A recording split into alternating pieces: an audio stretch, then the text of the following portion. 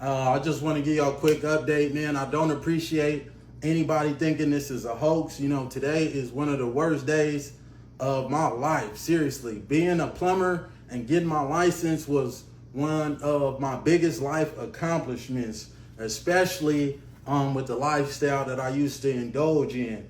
You know, with that being stripped away from me, I still have responsibilities to take care of, still trying to do humanitarian work. Now I got people approaching me left and right in the gyms, in public, in Walmart. All right, guys, we got to talk about a follow-up video from the balloon popping show. Okay, now Aaron that appeared on the show, aka Weapon X, he's now been given that name from the internet. Apparently, he's been getting a lot of backlash, as you guys may know. Okay, apparently he lost his job. Over 500 people called his employer. Okay, which is nasty work. He wouldn't want to wish that on anyone, but you know, people got him fired. Plus, he's been having allegations and things kind of thrown his way in regards to his character. Okay, now I want to react to a video where he had went on another channel to kind of talk about subsequently what happened after the show. Honestly, there probably won't be a reunion. You know, I'm honestly thinking about not getting back on a reunion just because, you know, I've already had to move out of my place. It's just been too much internet. You know, I'm going out to the gym. I can't even work out. People coming up to me. It's just too much, honestly. But I will say, you know, what happened was when we met, I was interested in her. We had a very pleasant conversation behind the scenes. And, you know, after the conversation, we were on our way to having a good night. And I'm not talking, you know, a physical night. It was just, we hit it off well. Right. And I was really looking forward to seeing what happened with this woman. I was impressed how, you know, she was an independent thinker. I honestly thought she was going to pop her balloon, but I didn't really care, you know, because like I told everyone before I got there, I'm going to be myself. Right. I was impressed. You know, she's not a follower. She is an independent thinker. But, you know, I am under the impression that she is also looking for a helpmate as well. You know, because after I was arguing with the girl and I told her, you know, I could pull out 100,000. If you look before the video, before the girl and Caleb popped her balloon, she raised her balloon like she was getting ready to, you know, throw it on the floor, do something to that effect. But after I said how much money I had, then she was, you know, she didn't pop. Okay, we matched. So after we went backstage, we were having a good conversation, and Chandler, you know, the guy with the dreads that had the anime shirt, suits off wearing like what they're comfortable with. So you tell me, like, what do you want your man to, like, how do you want your man to dress? How do you want your man to look? Would you dress like this on the first date with me? Yes. Yeah, this is what I'm comfortable why not? with. Okay. This is who I am. Hey, I love that. I respect that. It's just, if like you dress like that on the first date, I would probably walk out. So then my next question is, how do you want your man to dress on the first date? Bring back that dark skin man, that his So outfit. do with the open. Oh, yeah. My brother. Yeah. Okay. Well, your brother. Yeah, You yeah. learn a few things. Got it. he approaches, right? And the only reason why I'm putting this out there, because she got on live and tried to say, you know, I wasn't handsome, she wasn't interested in me, and you know, she tried to redirect the story, and that's not what happened. Right. You know, Chandler comes up to her, and he's like, he pulls out his phone, he hands her his phone, and he asks for her number, her Instagram. Now, this is not my woman, you know, so I'm not gonna address, had it been my woman, you know, we would probably engage in a good old fisticuff right there. Right. But since it's not, you know, I'm gonna check her. What I do is a temperature check. Like, hey, you know, hey, baby, is that what you doing? She told me, you know, she did it right in front of my face. Like, took his phone, got to typing her information in. And that's what I said. I'm not about to pour into you, and you're showing interest in front of my face. That's blatant disrespect. Let me know what you guys think about that. Okay, because he's receiving a lot of backlash in regards to that very same scenario. Some people were saying, yo, that's not your girl, right? If she wants to give out her number to 100 guys, it is what it is, right? But at the same time, he has his standards as a man. How are you going to go on a show to find love and 10 seconds later, you're in front of another man's face giving out your number? Okay, that's not a good look. It really isn't. So although you can technically do whatever you want, I mean, at the same time, you may want to conduct yourself accordingly to potentially build on something, serious long term, right? And if you're dealing with a guy that's confident, standing on business, he's kind of true to himself. Respect is a big thing. You kind of want to read the room if you give a damn. Okay, if you don't give a damn, then it don't really matter from the woman's perspective. Chandler, he said Chandler, the dude with the anime shirt. Chandler's the one that ended up getting the young woman that they called Motherly. The one that got the anime girl? Yes. Yes. No. Yes. Yes. And my thing is, you two had the opportunity to match with one another. So why would you wait till after the show, to give him you should have matched with him and not me. Yeah. So after this transpired, after the show's done and over with, I heard one of my fans sent me a video, and they were like, "Hey, look at this." And Esther was in the video, saying she wouldn't date a man that's not financially stable. Oh. And right there, that was big red flag to me, because God forbid I pull a muscle in a gym or I get hurt at work. That's why I said I want a woman with a career, a self-sufficient woman. What if I get injured? I need a woman that could take the torch to make sure that our foundation doesn't crumble. Because you can't build a home without a solid foundation. Yeah, that's a good point. In today's society, you just never know. Right? You really don't. But, these modern women don't view it like that. It's all about me, me, me. What bag can you buy me? What trip can we go on? What restaurant can you take me to? Everything is really superficial. It really is. So if you're a traditional man, it appears to be that he is, or at least has a bit of tradition in him. When it comes to money, that's a hot topic. It really is, because a lot of these modern women want the six-figure guy. That's balling out of control. And, for a woman, the idea for a woman to potentially pour into the relationship from a monetary perspective, that's not attractive to a lot of women. And it's a damn shame. It really is, because he's not even saying, hey, let's go 50-50. He's just saying, just in case something was to happen, would you potentially fill in the gaps? And, it's kind of crazy to think about in today's society, that some women view that unreasonable. Okay, now I'm not saying Esther, the one that he matched with, is saying that, but just the general concept of finding a woman like that is very few and far between. It really is. Yeah, so she played herself, honestly. And I'm the type of man, when I meet a woman, I'm a Cancer. I walk into the situation like, okay, this is the last one. Everybody else gets ignored. It's me and you. Mm-hmm. And that's what she could have had a husband, really. Mm-hmm. She truly, honestly could have had one, but she played herself out. Were they the only ones that exchanged information, or did everybody in the cast? No, so they said she gave Rhino her number, and she gave, it's supposed to be a guy on episode 12 that's coming out that she gave her as well while they was in his stand. Oh, yeah. No.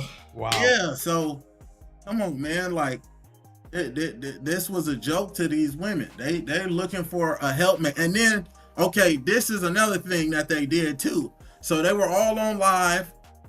They were talking about me, painting their little false narrative or whatever. I saw a little bit of that. Fans direct me to the live. I get over there, they end the live. Yeah. They end it. They say, oh, it's been an hour, it just shut down. Right? So when they come back to the live, they trying to get me to come in there. I'm not getting in there. I don't want to participate in that. Truth beats the brains out of falsehood 10 out of 10 times. Yeah, I actually saw part of that live where some of them were saying that they didn't really go to the show with pure intention. Some of them just came out of relationships. They're kind of wishy-washy about meeting somebody, and it's kind of up in the air, so to speak. So a lot of them didn't have clear intentions when they actually went on the show, versus this gentleman. It appears that he is very serious about finding love, and he's very intentional with how he's kind of doing it. And it kind of deters people, in my opinion, that actually want to find love on the show, because the people that are going may not necessarily have the same interest in mind. Okay. And what I tend to find, more or less, it's the gentlemen that appear on the show that are more so looking for love versus the women. Okay. Just generally speaking. When they get back on the live, they all get that. I found it very strange. And man, I'm super sharp. I'm talking super sharp, very observant. They get off the live. I'm sure they all coordinating this on the phone. Hey, you should ask me this question, right? So now they're on the live talking about, hey, if you could date this guy, you know, which guy would you talk to?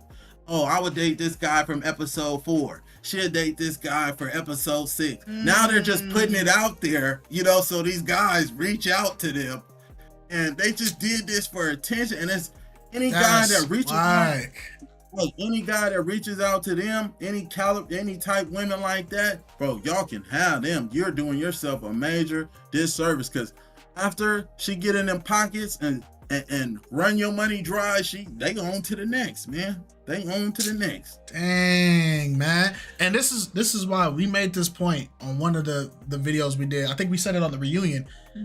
It's not Arlette Amuli. It's not her fault her show is going the way it's going. It's not BM's fault either. It's not BM's either. And it's also not Tippendale's, because we saw how he runs his Pop the Balloon. And he had a rant on one of his videos about the stuff that the show does. And one lady on there was like, after you get us a match, you should also be the ones that set us up on the date and make sure that we keep in contact. And I made this point. I said, why is that the host responsibility? Yeah, why is that the host's job to guide y'all through the rest of y'all relationship, and y'all was the ones that picked each other? If you're genuinely trying to find love or genuinely trying to match with somebody, it shouldn't be left up to the host on whether or not y'all go on a date.